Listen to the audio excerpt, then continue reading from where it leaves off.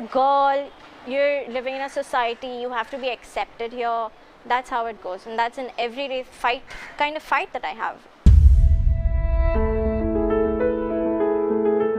I'm Nausheen, I'm 24, I'm a raw vegan, been raw vegan since almost 2 years now. I've been vegan for 3 years or so. I went vegan gradually and then switched to raw vegan. I'm a student as well as run my own skincare line. I went vegan for health reasons. I was obese, suffering from a lot of health issues. So I started to lose weight first. That's what my aim was, to lose weight, and then eventually I got into veganism, plant-based diet basically. So I started incorporating more plant foods, eliminating animal products, and that's where veganism came in. Before I turned vegan, it was nuggets, burgers, noodles, just junky animal-based. After I slowly started to cut out animal products, so as I was incorporating more plant foods, I was like avoiding bread, avoiding sugars, oils, and things like that, and that's how it went. First started out as a vegan. When I went vegan, I was eating 1 raw meal a day for sure, because I was doing fruit smoothies in the morning. And then slowly started to incorporate salads, and then I went about with going 2 meals a day raw, and then eventually I just would do like 1 week raw and then 2 weeks raw, a month raw challenge, just like that. And then eventually it just went 6 months, a year, and that's how it went. So I was taking it 1 day at a time, and then eventually I just realized I'm just going to be raw for as long as I can. My diet was pure junk. So once you put junk in, it has to come out at some point. If you keep eating junk, it's not going to come out probably, but once you start eating clean stuff, the junk is going to eliminate. So yes, I did have eating crisis. I would stay in bed for the most bit. Sometimes I'd be having headaches, maybe tummy aches, things like that. But eventually that passes. It just takes maybe 24 hours or so. Depends on how toxic you are on the inside. And then once that passes, you're good to go. Cravings are going to happen as long as the stuff is inside. For example, if I'm craving a burger, there is burger inside me that I ate, I don't even know when. It does not eliminate, right? It takes a while. So as long as that is there inside, you're going to crave that. But once the craving has passed, that means it's gone from your body. And then eventually cravings just go away. You don't crave. So I don't crave anything warm or cooked or anything like that, because it's not there in me anymore.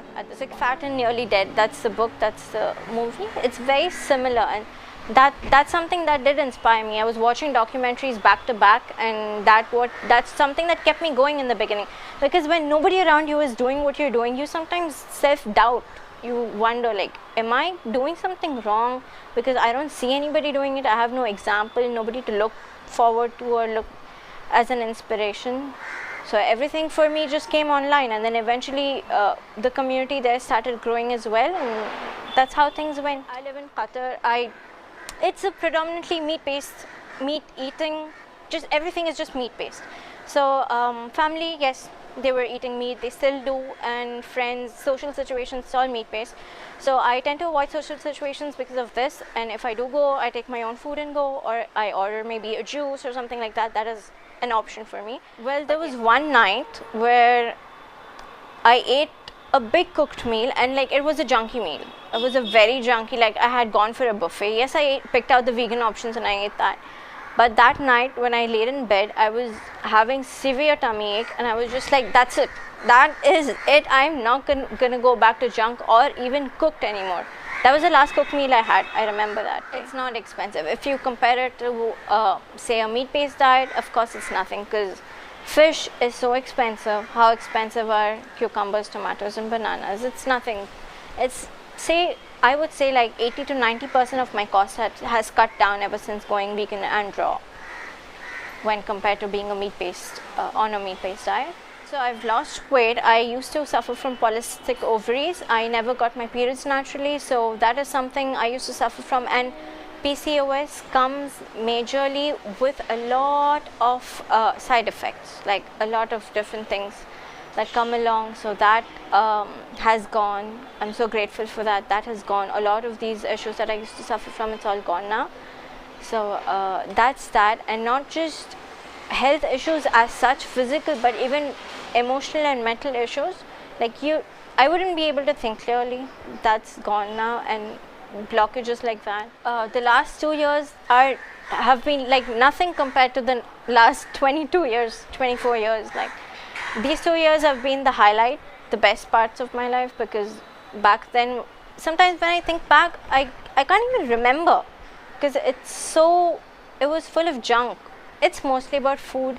And when you don't eat right, then your mind is going to be clogged. You can't think straight. You can't do anything right. Now I just feel like, yeah, now I'm living life. Back then, I don't know, I was just like a zombie, just like dragging through. Other people, for example, girls my age, back there where I'm living in Qatar, everyone's obese, everyone's having health issues. So, and a lot of girls I come across, they say we want to try vegan, we want to cut out animal products, but we don't know what options we have, we don't know how our family will react to, and then again social situations, because people love those and they always just want to go hang out, malls and things like that. So I always tell them is there are options, and it's not even about the options, it's about how badly you want that. For example, me, I don't even care about if I have an option or not. I'll just look it up before and I'll just take my stuff and go.